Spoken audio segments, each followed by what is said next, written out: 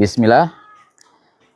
Hari ini Kamis 25 Desember 2025, kami di Pos Operasi Tanggap Bencana Banjir Aceh bersama Peduli Muslim Lasrobani, Turumaiso, Saudara Muslim Langsa, Aceh Sinergi, insya Allah akan mengirimkan beberapa paket bantuan sembako sejumlah 100 paket ke Aceh Utara di Masjid Istiqomah, dan insya Allah bantuan ini akan diserahkan setelah kajian bersama Ustadz Faisal.